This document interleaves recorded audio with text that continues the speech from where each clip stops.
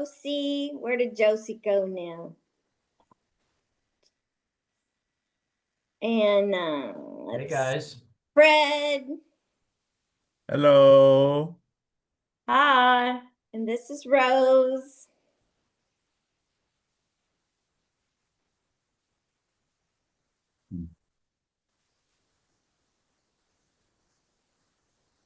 Okay. Well, Now I can it's hear it. 12, high 12. We'll let people trickle in. Welcome to Ballard Rotary, October 14th.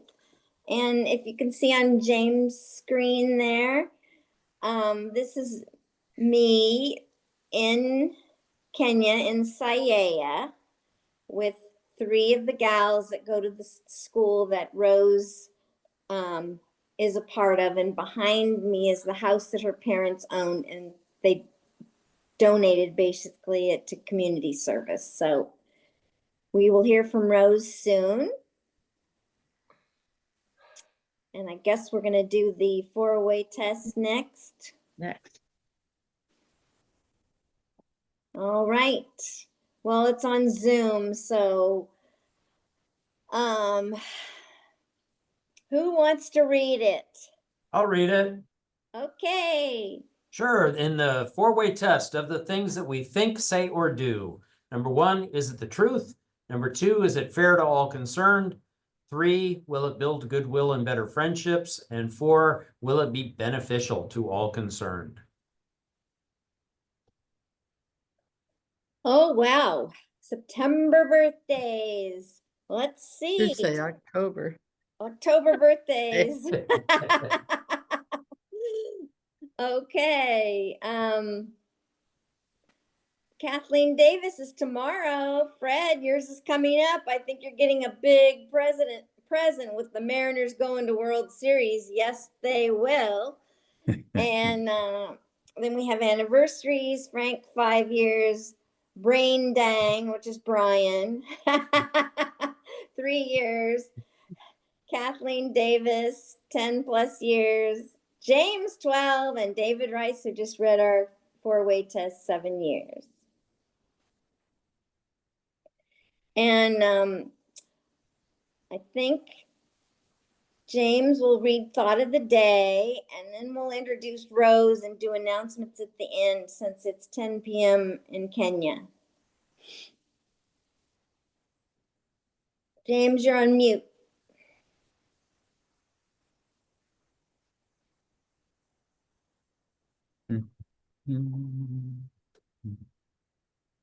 Now Kathleen's on mute. Sorry. Feminism isn't about making women stronger. Women are already strong. It's about changing the way the world perceives that strength. By G.D. Anderson. The surest way to keep people down is to educate the men and neglect the women. If you educate a man, you simply educate an individual. But if you educate a woman, you educate a family. By James Emmanuel Agre. Awesome. James, you're so good at finding those thoughts of the day. Thank you. Okay, I hope I'm not messing up James's slides, but Go for it. do we have any visiting Rotarians and guests, or just Rose? Rose. Okay, so let's move on. Oh, Rose is a Rotarian from the Rotary Club of Siaya. And she has served as club secretary, PR director, club president, Rotary Foundation director, club administrator, assistant governor for 2 years. And she's currently serving as regional coordinator, Western Region, for a second time. And she's organized and participated in the annual polio walk and participated in emergency response during COVID. She participated in Rotarians Against Malaria and led a beautiful trip when I went in 2023. She's been to many district conference assemblies in District 9212. She's served as grant lead person. And she's even been to Seattle before long ago, right, Rose? Yeah. And I'm going to let her tell you what she'd like to tell you about her education.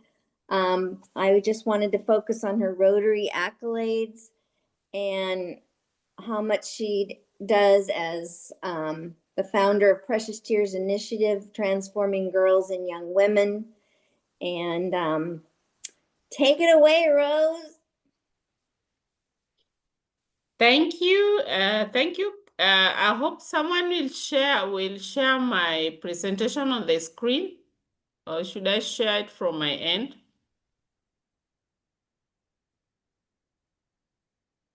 I think James is working on it. Okay. Yeah, I would want to thank you for having me.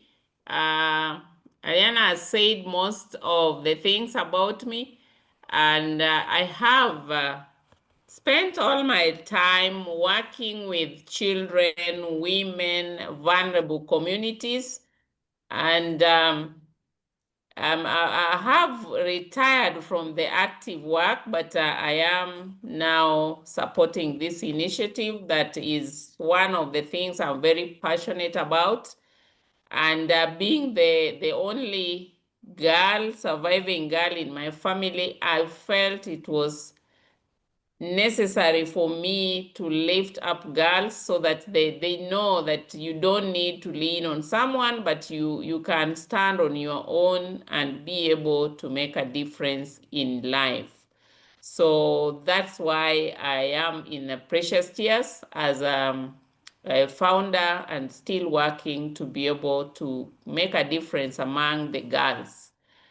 My priority is girls, but also we've realized the boy child in Africa is also getting more challenged. So we are working with both right now. So I will go right away to my presentation. So you can go to slide 2.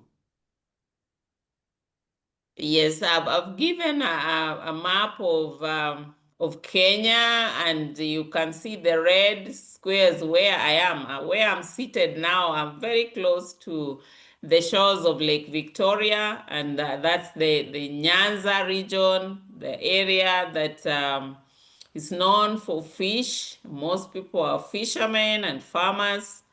And yeah, this forms the region where I cover with a total of 18 Rotary clubs that I oversee in Western region.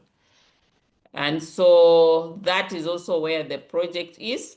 So for us as Precious Tears, the plights of young girls and boys orphaned by HIV/AIDS sparked the creation of this organization in the year 2004. At that time, it was more of a hobby to us. We wanted to be able to be there for the girls that were left in their homes on their own. One that struck us was the 9-year-old one that had to administer medication to the mother, at the same time take the sibling to school, take herself to school. And we felt like they needed company, somebody to walk with them along. So Precious Tears is working with communities to promote the mental wellness. We mentor young girls and boys. We do counseling to those ones that are in need of counseling, cognitive growth, but also through our initiatives, we have established grassroots structures for educating, coaching children and adolescents for sustainable development. Why am I here? I'm here to also share with you the challenges that made us be able to intervene. Kenya, even now, we still have very high data of HIV/AIDS infection among the young people. But when we initiated this, it found when a number of parents had died and a number of children were either total orphans or partial orphans living by themselves. So girls who start school, we have statistics that say 34.6% drop out during primary education. That's the basic education. And reason, there are early marriages, pregnancies, and when you are expectant, you need to take care of yourself. We have another percentage of 4.5 because of financial reasons. They don't have fee, they don't have school uniform, they don't have books to go to school. And so they choose to go and work as house help so that they are able to support their other siblings go to school. Interestingly, girls go to work as house help as the money they earn supports the boy child education. So those were some of the inequalities that we have been creating awareness over. Drug and substance abuse by adolescent girls and boys now in Kenya is on the increase. So you go to high school, then you find a number of cases have been referred for counseling to be able to get out of the addiction back to normal life. The mental health issues, there are challenges right at household level. Either the parents do not understand the generation now, or there are no parents and kids are staying by themselves, or parents have their own personal challenges and so not paying much attention to the children that they are taking care of. There's high cost of education. In Kenya, we say education is free. It is not free. There are school levies that you have to pay. You pay for motivation. You pay for watchman. You pay for school uniform. You buy yourself. And that has kept those from poor families not able to keep in school because they have to get an alternative way of feeding themselves. So more priority goes to the feeding. So those are the factors that affect education, retention, completion to many young people in Kenya. Yeah, there are also challenges in the learning institutions. Many students, especially girls, face peer pressure. Peer pressure, even today, I was dealing with one peer pressure of a girl who went to the dustbin place, picked a matchbox, and she has been suspended from school. She came for counseling. So there are also the peer pressure, exam stress, low self-esteem, you don't know what to say, you don't know how people will react to what you're saying. And also unsafe relationships. You go to school or along the way, you thought you have a friend, but there are friends that are exploiting you.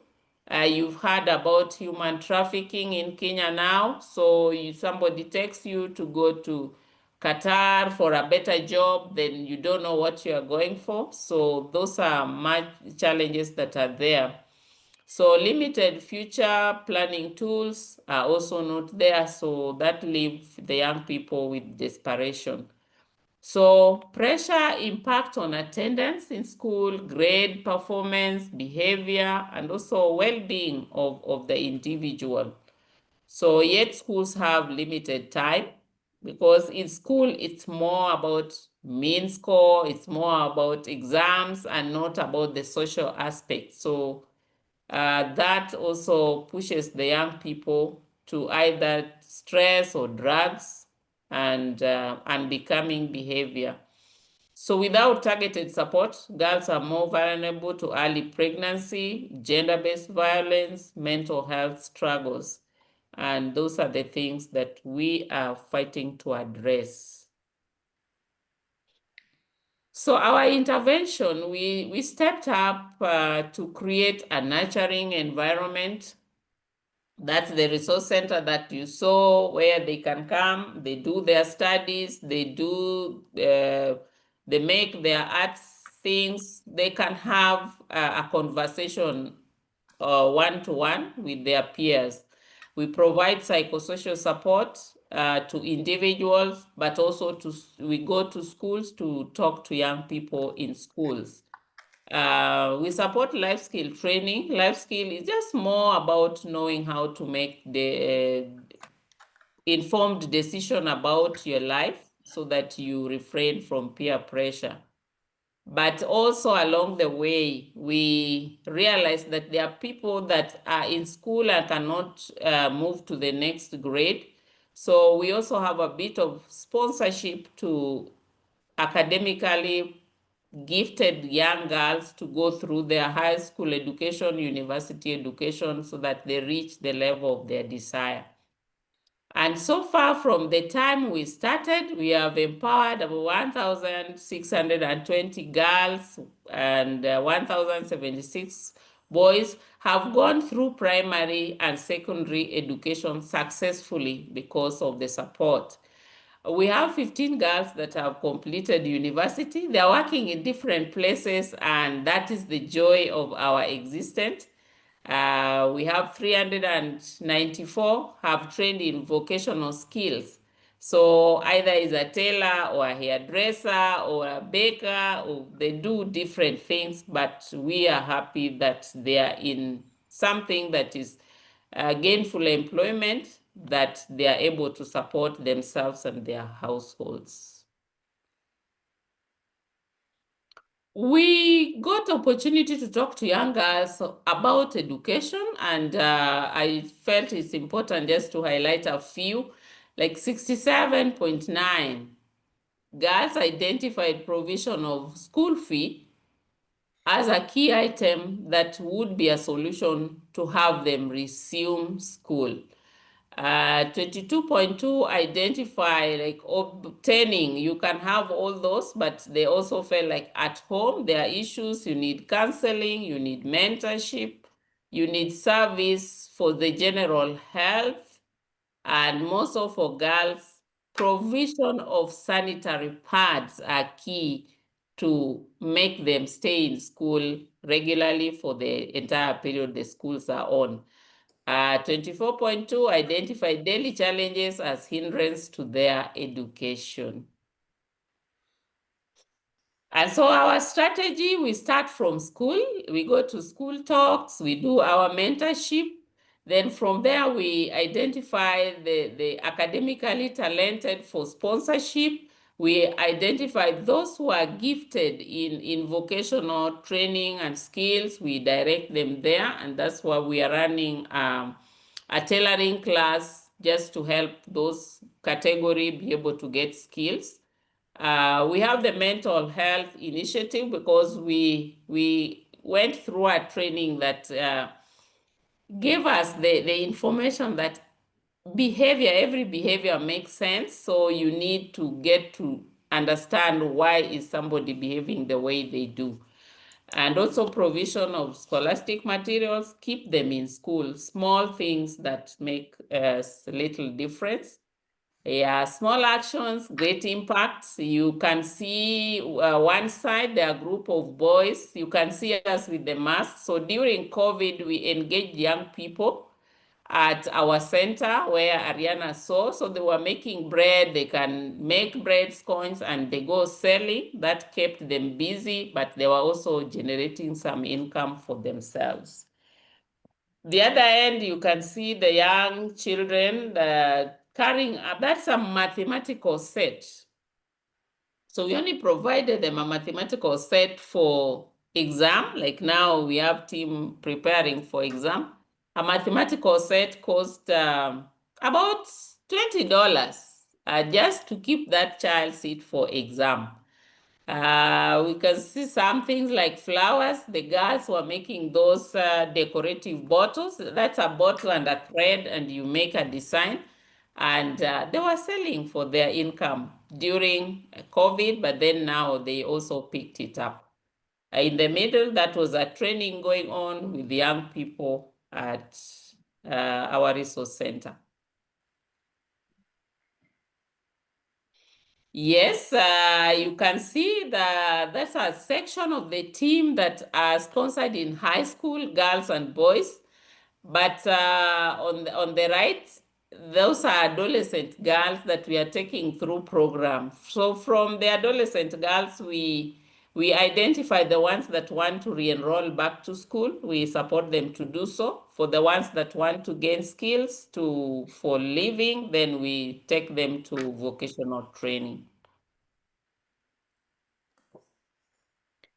Yeah, so our approach is more co-design with schools, which I've actually spoken to, schools identifying priority needs, scheduling, training programs, so workshops, then facilitation. Precious Tears have trained mentors. We have a curriculum for mentorship, so the mentors are able to go to school, do the training, give their life experience stories to be able to change the behavior of the young people. Practical toolkits, you take home exercise for students. We do holiday weekend study groups just to help those ones that don't have reference book. They can meet in the resource center, do their homework, and then go home. Teacher counseling linkages, we also train the counseling teachers and link them with the students for support. Monitoring and evaluation, we do that, but we also do pre-test, post-test assessments as we do the trainings to the young people. Next. Yeah, what can we do to change? Just brought like some of the things we do.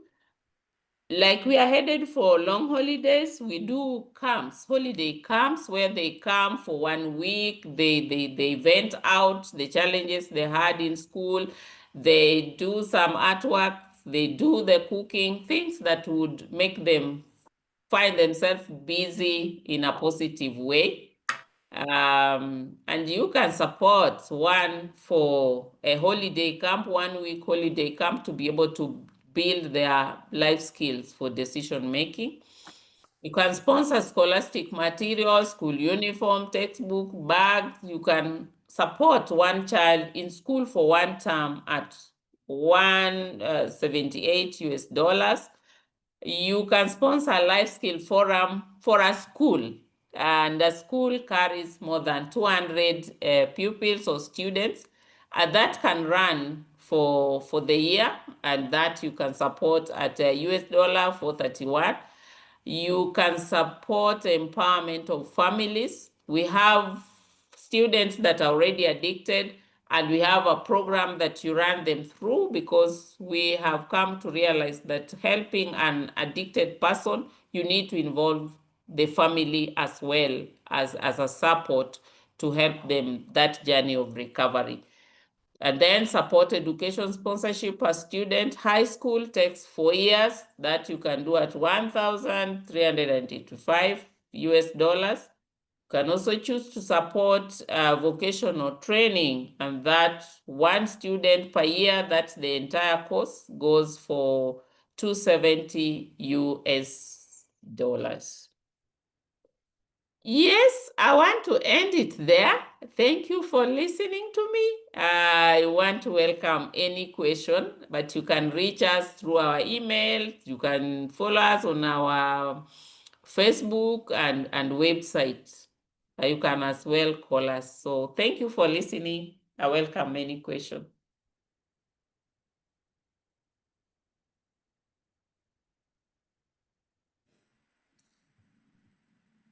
Do we have any questions?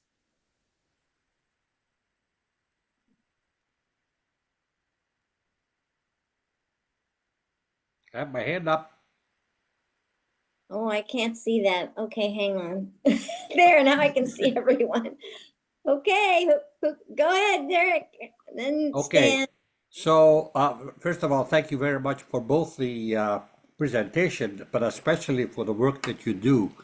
I have actually been to the western part of Kenya, and I'm fully aware of the problems that you have identified.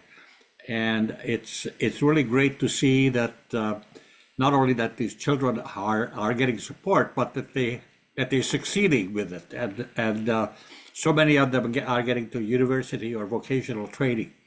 Now, you mentioned something about girls going to Qatar. Can you expand a little bit more on that? Because that's really a form of human trafficking, and we'd like to know a little bit more about what's happening in that. Okay. Thank you. What happens is it started early as child trafficking. Kisumu, where we are along the highway, the Mombasa-Congo Road. And so at the borders, there are people that traffic young children and young girls for different reasons. One reason, there's also for the sexual exploitation. There are people who have brothels, so use these young people for that. But there are also people that you are taken to Qatar or Saudi Arabia, then you realize there you are really mistreated, and most of them come back like the body that is brought back, they die in the process. So you can be used for sex, you can be used for labor, you can be used for, there's what, rituals. There are also rituals. Like now, there's high rumor for us in Kenya, like the young boys are being lured, and they use the women to lure the young boys for organ harvesting. So there are a number of challenges around, and people are just being trained to be alert, to know who are you associating with and where are you going before you make that decision. Is the Kenyan government doing anything about that? Yeah, the Kenya government, yes, through the border, they do that, but I think the cartels are very smart. So sometimes they are found, sometimes they are not. Sometimes even the civil society do the identification, make the noise for some actions to be taken.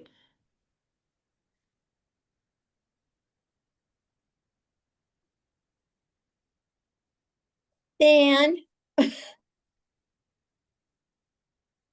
you're on mute. There we go. Uh-huh. Thank you, Rose. Nice presentation and wonderful work you're doing. I am wondering, are you seeing or feeling effects already of the US governments or administrations ceasing of funding of various health initiatives, AIDS support, etc., in Western Kenya? Yeah, we are feeling it. We are feeling it, one, when it comes to the HIV/AIDS infected people that used to get ARVs. Now there are no ARVs. There are no protective gadgets. So the statistics that was released late last month showed an indication that there is increase of HIV/AIDS infection among the young people. So the effect is there. People have lost jobs. Some health facilities have closed some department, and it's huge. Personally, even me, my first son lost his job because their organization entirely depended on USAID funding 80%. So people have lost jobs, people are struggling, the commodities are not there. So the effect is being felt right now. Thank you. All we can say is we're very, very, very sorry. And we hope Rotary steps up to make a difference and unite for good. Mm-hmm. Yeah, it's true. Especially for the healthcare system. The project that you visited, Lana, the malaria, we had to supplement, the grant had to get more money to be able to buy backpacks for the community health promoters and simple medication for malaria, for painkillers. It's now the Rotary that is providing.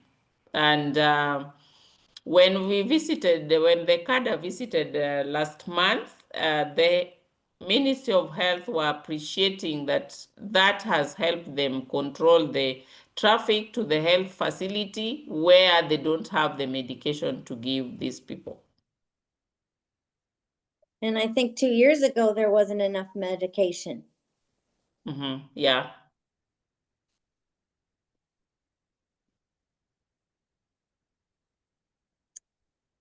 Well, Rose, thank you so much. I appreciate you staying up late to share with us.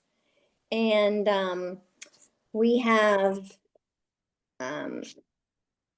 if you want to email or let us know if you put together a grant or anything, just keep us in the loop and keep in touch. And you're getting all sorts of love hearts from everyone. Yeah. Thank you, Catherine. You are a treasure in the world. So thank you so much. Thank you, Tom. Yeah. I want one of my sons, the last born, to just say a quick hi to you. Okay. He's the last born, but he's the tallest guy in the house. So Hello. Hi, Jumbo. Don't mind the lighting. It's too much melanin. Yeah. So nice to My meet name you. is Thomas Ogalo. Thank you for coming to say hello. Thank you for helping your mom and carrying on the family tradition with your grandparents' house. Yeah, of course, it's always a pleasure. I know we didn't give our parents the easiest of times when we were younger teenagers. So it's just picking up on those lessons and sharing it with other young people, especially the ones in high school. Yeah. Yeah. Well, we all appreciate everything. I can't imagine. And our appreciation is vast. Yeah. Thank you guys so much. I know how much time my mom dedicates to Rotary work, and yeah, I think it's one of those things that it's a driving force, the service above self. So it's also appreciative to this ever expanding community of people who care for others. So thank you so much as well, each and every one of you. Yeah. So nice to meet you. Love you, Rose. Thank you, thank you. So I will be getting back. If you don't mind, we can do a small club-to-club proposal, just support a few young people. So if you're okay with that, we can do a small proposal with one of the club this side, and we can work on something. Sounds good. Yeah. I'm looking in the chat because I think there's, oh. Mark says, thank you, Rose. Okay. You're welcome. Sleep well. Thank you for having me. You can stay on as long as you like, and we'll continue with our announcements and meetings. Yeah, I would want to stay on and also listen to how you run your club. Okay. I'm being graded now, everyone. No.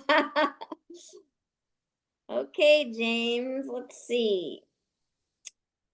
Do we have announcements or do we want to, oh yeah. Okay. So I just learned this yesterday. Ezra was on our president's Zoom last night, There is going to be a Polio Plus event at the Gates Foundation on Tuesday, October 21st. And you need to register with that link at the bottom. And I have it in an email. I don't know if you can take the link off the Zoom or not, but I have it in an email. So if you're interested, I could forward it to you. They do drinks and appetizers from 5 to 5:30, and then the program. And they're going to have Dr. Heidi Larson, founder and director of the Vaccine Confidence Project, and professor of anthropology, risk and decision science at, I think, at LS, Louisiana. Jay Wenger, director of the polio program strategy team at the Gates Foundation, and a representative from the University of Washington, Denny Wilford, polio survivor, which I think he comes every year. So if everyone, Anna, if I may interrupt, Dr. Go ahead. Heidi Larson wrote a book by the title Stuck, S-T-U-C-K, about why people are objecting to vaccinations. This was published about 3 years ago, and she is an exceedingly articulate author. awesome. Thank you, Derek. So if you want to see her, hear her, come on the 21st. I've already signed up. I know Isabella from Lake Union Rotary is going to go. We'll be done winning the ALCS for Mariners and moving on to the World Series, so there won't be a game that day. We will have our wonderful Rotary meeting next Tuesday, so.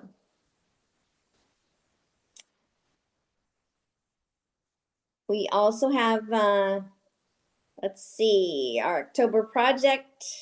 I think if you want to volunteer at Edible Hope, that's continuing.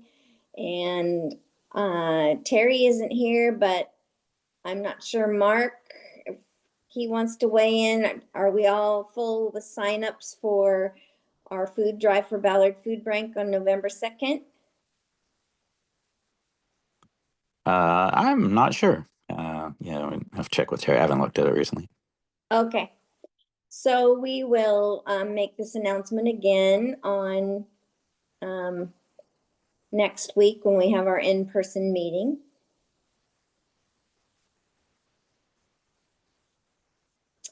And I think David has told us about the speaker, but David, did you want to add a little bit more about Karen Anderson quickly?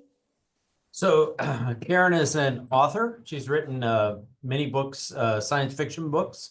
She's also a regular contributor to periodicals and so on, columnist, and just a very interesting cat. She also is one of the original employees of Apple.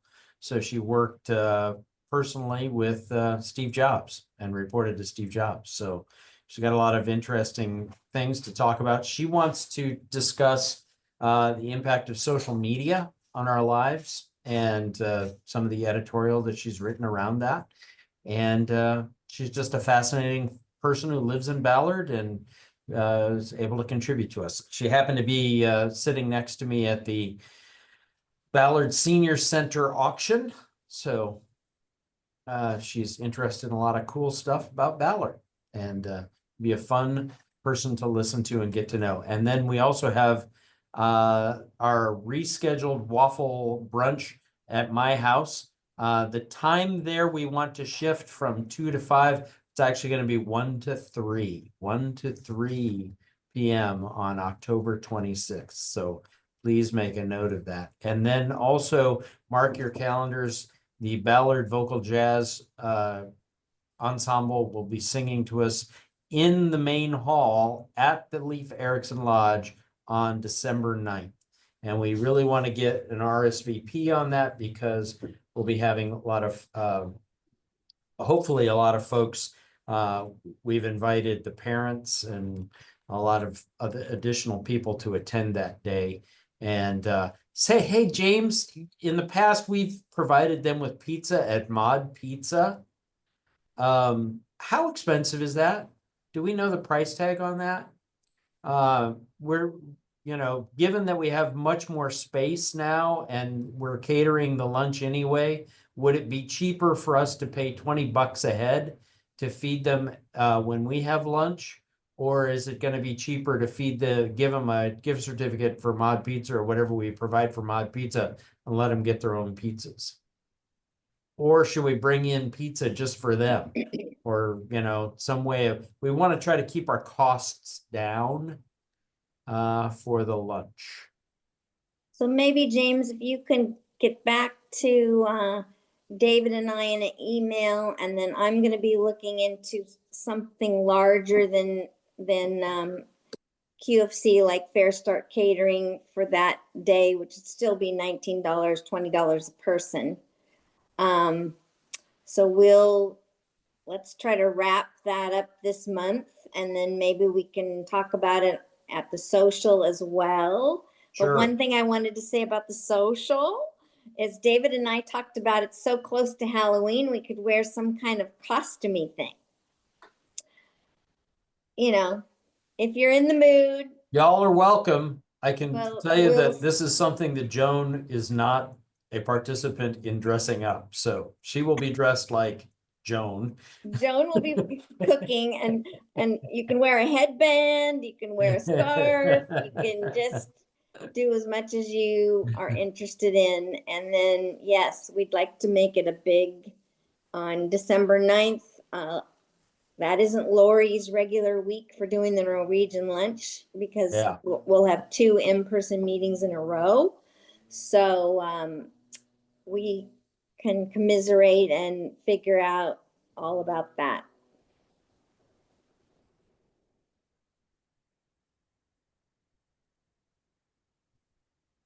And Rose, is Rose leaving now? No. Also, do we want to do any kind of decorating of the hall for that luncheon? Do we want to put up any Christmas materials or, we're not at Piccolino's. Piccolino's has its own decorations, but do we want to do something a little fancy? If we do have more folks, we will probably want to get some tables set up and have a little setup for the hall for that event. And I'll have to check with Tina on that and see what the Leif does.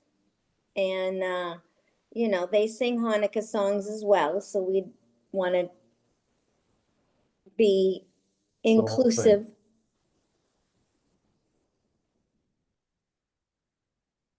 But that would be a great meeting to invite anybody that is interested in our club and just wants to come and be a part of it. So I'm going to invite the folks from the PTA and all that kind of stuff and see if we can have an opportunity to have a lot of folks at the luncheon. So and get some interest in Ryla or some other youth event. Right. Which is kind of a goal of our club this year. I have identified a parent with a child at Ballard who's a junior now, so rising senior, who might be a good candidate for Ryla, and is part of the student council and so on at Ballard High School.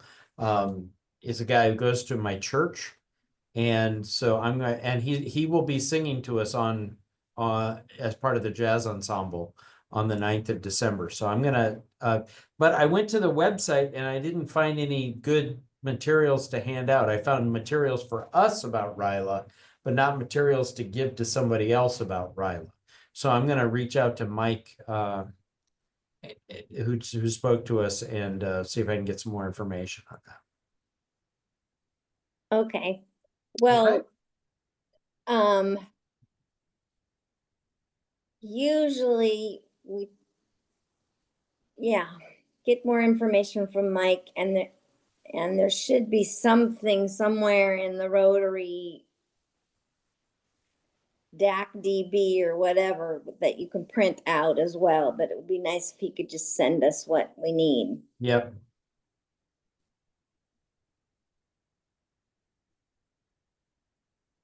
Okay, I have to go back over here. All right.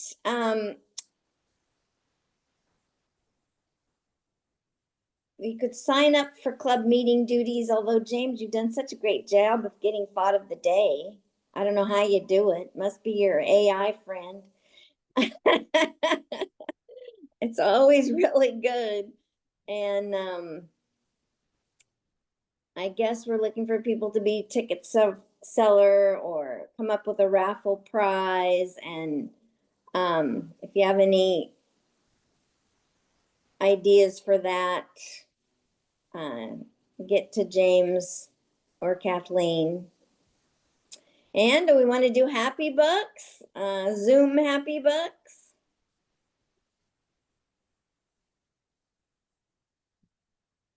Or just happy share? We could have happy share since it's only 1:45 and throw in bucks next week in person.